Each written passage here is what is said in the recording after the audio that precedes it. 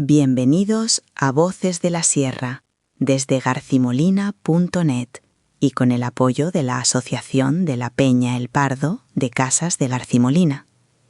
Soy Maruja Heras del Villar y hoy vamos a hablar de los orígenes de la granja conocida en los documentos como la Casa de García Molina. Su génesis.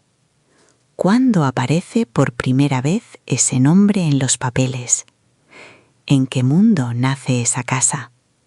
Vamos a desilvanarlo paso a paso. Hola a todas y todos. Soy Juan Sabinarejo Rodenillo, del Centro de Estudios del Marquesado de Moya. Para situarlo de entrada, la mención documental clave que tenemos es del Censo de Pecheros de 1527-1528, donde la Casa de García Molina aparece ya como una unidad fiscal individualizada dentro de la tierra de Moya. Es una especie de partida de nacimiento escrita. Exacto. Y antes de entrar en ese censo, conviene recordar el paisaje y la historia que hicieron posible que surjan estas granjas. Alfonso VIII conquista Cuenca en 1177 y poco después Moya en 1183.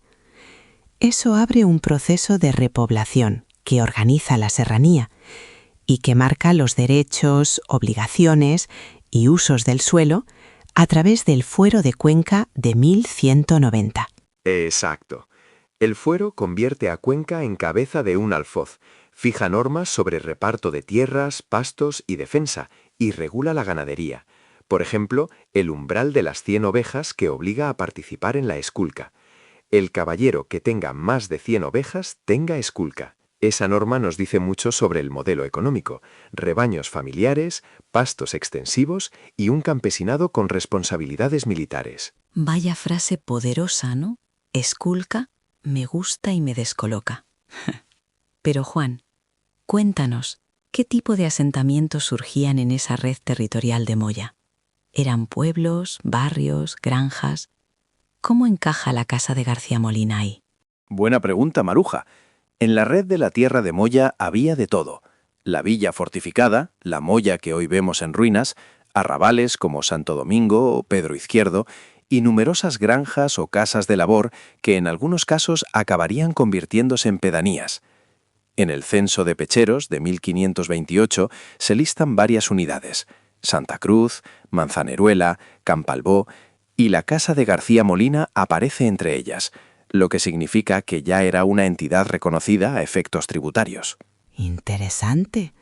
Eso me hace imaginar una casa principal, pajares, corrales, quizás un horno y una era, y alrededor unas pocas viviendas de criados o pastores, y por supuesto una pequeña capilla cerca de su olmo. ¿Es razonable esa pintura, Juan? Muy razonable. La documentación del siglo XVI emplea casa para referirse a núcleos mínimos organizados alrededor de una familia titular o una explotación agroganadera. Podría ser una casa fuerte o una simple casa de labranza con dependencias rurales, establos, pajares, una era para trillar, quizá un molino si el topónimo alude a eso. En nuestro caso, el nombre sugiere una relación con un García llamado Molina o con la familia Molina. García Molina, nombre y oficio, o apellido. No tenemos el documento de fundación, ¿verdad? Solo sabemos que existe en 1528. Exacto. No se conserva, al menos en línea, una acta fundacional que vincule la repoblación del siglo XIII con la creación formal de la granja. Lo que sí tenemos es el Censo de Pecheros, esa foto fija fiscal que certifica la existencia del asentamiento en 1527-1528 y lo coloca dentro del marco impositivo de Carlos I. Es una prueba documental sólida. Además, como historiadora local, te digo que para la memoria de un pueblo eso es todo. La primera mención escrita suele convertirse en referencia para reivindicar antigüedad. Por cierto, Juan, ¿puedes explicar brevemente qué eran los pecheros y para qué servía exactamente ese censo? Claro. Los pecheros eran los vecinos obligados a pagar impuestos, los servicios aprobados por las Cortes, al contrario del clero y los nobles que estaban exentos. Carlos I mandó revisar los padrones para repartir las cargas, las llamadas cáñamas, con más equidad entre concejos. Los comisionados recorrieron pueblos, anotaron quién pagaba y cuánto, y redactaron informes. Todo ese material se conservó en el Archivo General de Simancas, en el legajo de las Contadurías Generales, número 768. Ajá. Eso explica por qué la casa de García Molina aparece por separado. Pagaba, tenía pecheros y por tanto tenía peso económico local.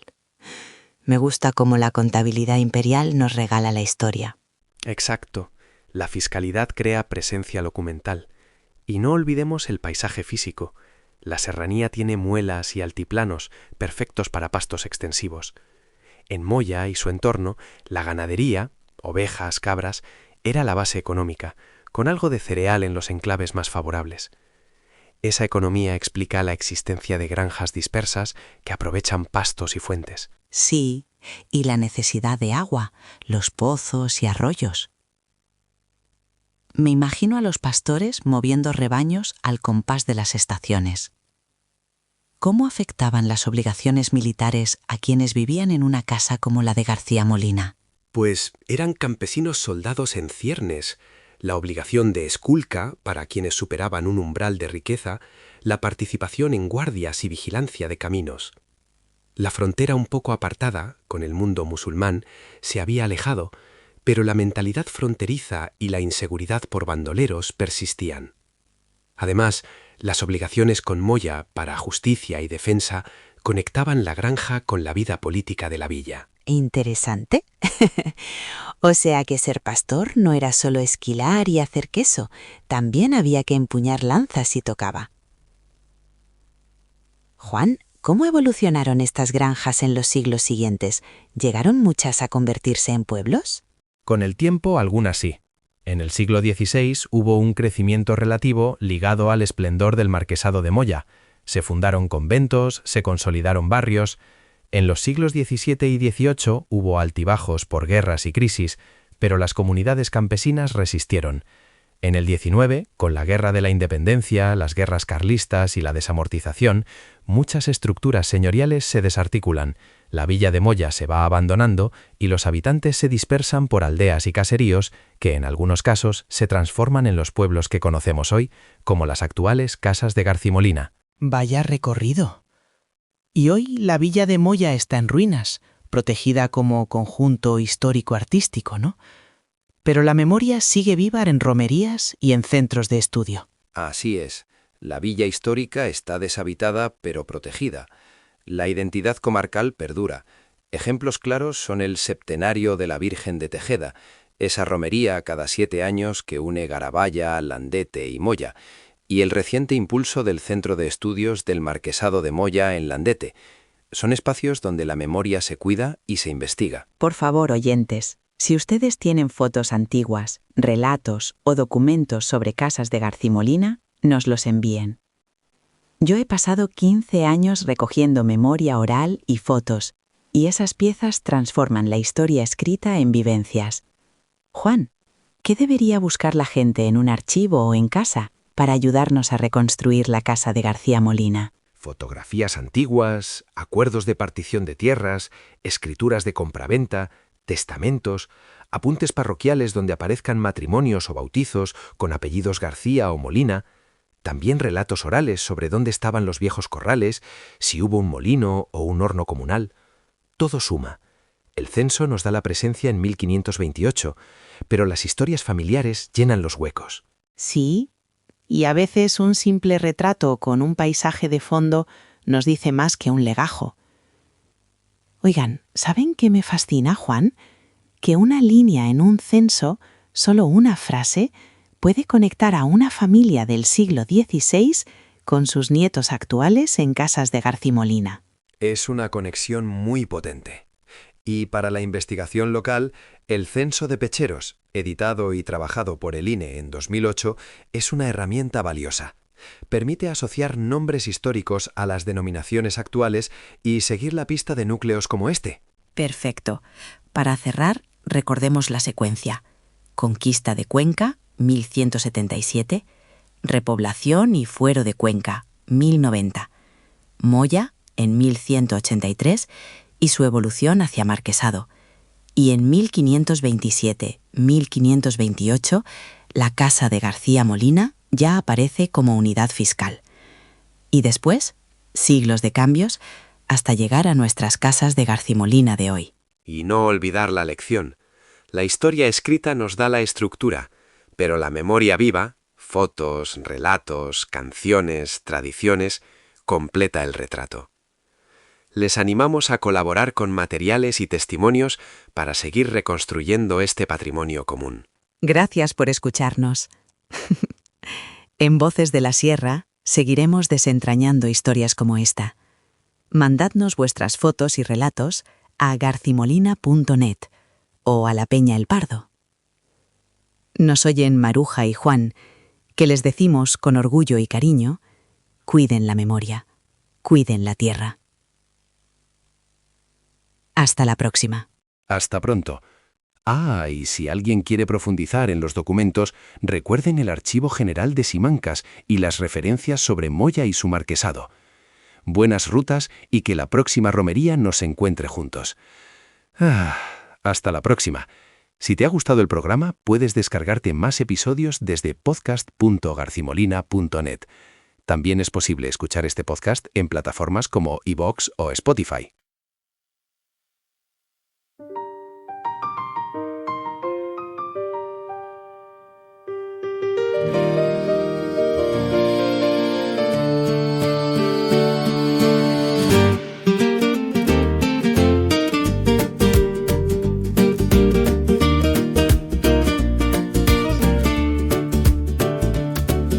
Hoy vamos a hacer fuego en la fragua, que ya ruge el zagato y el aire embriaga. Hoy vamos a hacer fuego en la fragua, que huele a gorrino, tajas y jarana.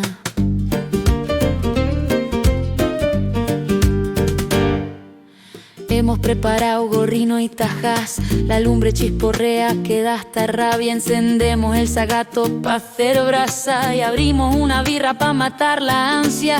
Ponemos el morro pa' que suelte un té, que vaya chorreando despacio y suave el ajo atao, machacao en el mortero bien cargado. Ponle sal que amarre y no se escape.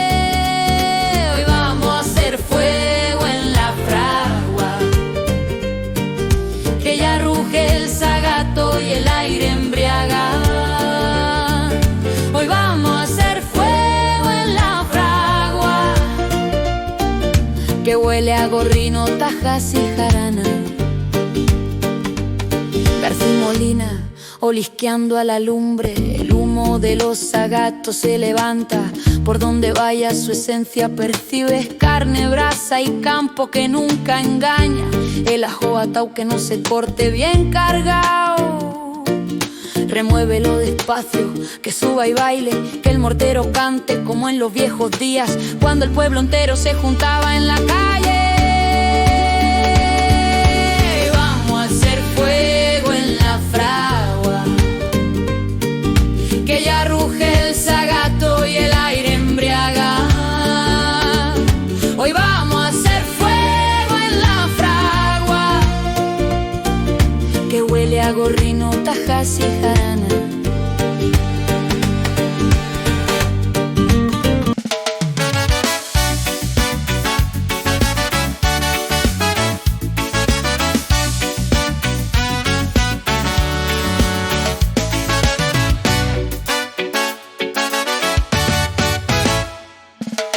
Cuando te miro la cara, te veo como un tesoro. Tus ojos son como perlas, tu pelo de plata y oro. Dicen que las azucenas se crían en los ribazos. Yo también me criaría resaladita en tus brazos, resaladita en tus brazos.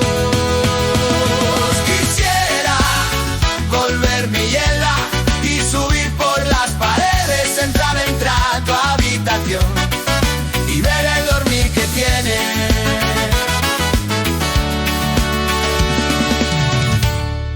A eso de la medianoche dicen que han visto saltar un hombre de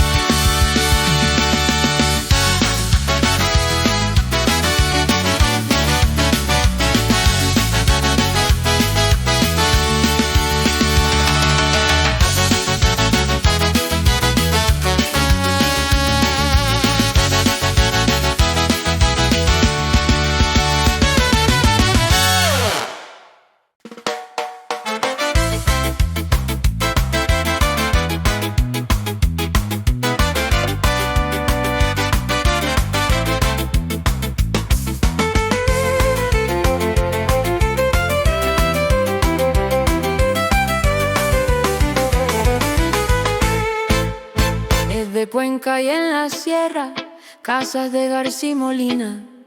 Mi deseo, mi alegría, sin olvidar mi bandera, sintiendo la cercanía de nuestra querida tierra. Y cuando pasamos Moya, el corazón se acelera. Cuando salimos del puente y dejamos ya las vueltas, divisamos nuestras casas desde el albergue y su recta. Ahí está la Peña, el Pardo, la Umbría y el Pico, la Peña, para recibir a sus gentes que tanto de menos te echan. Desde Cuenca y en la sierra, sus gentes guardan costumbres como tesoros sin prendas. La procesión al Pozanco con San Miguel a la cuesta, para cantarle sus gozos, que nos bendiga y proteja. En sus fiestas con San Juan, que le da nombre a su iglesia. Con la banda y con sus andas, al pueblo damos la vuelta. Ahí está la Peña, el Pardo, la Umbría y el Pico, la Peña, para recibir a su gente que tanto de menos te echan. Es de Cuenca y en la sierra.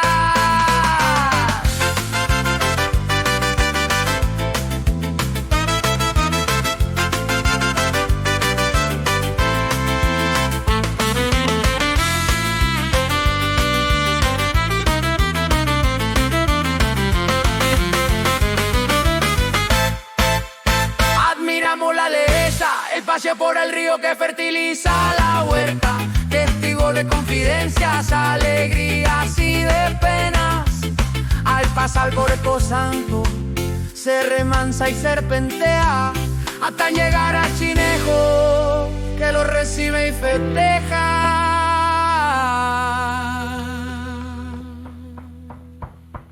Es de Cuenca y en la sierra, casas de García-Molina.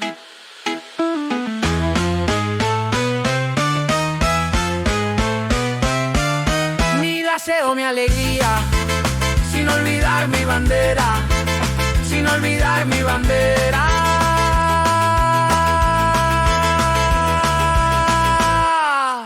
Sin olvidar.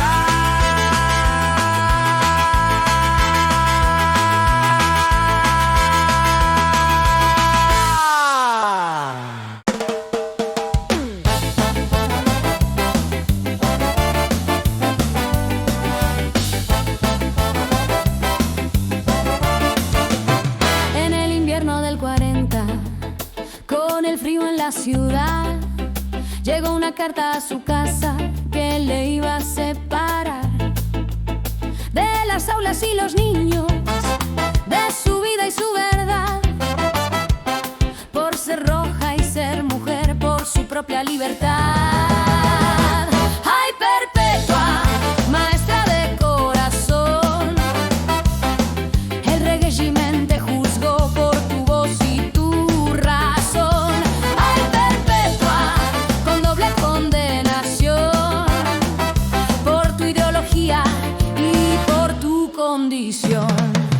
De García-Molina a Mollet se fue a enseñar.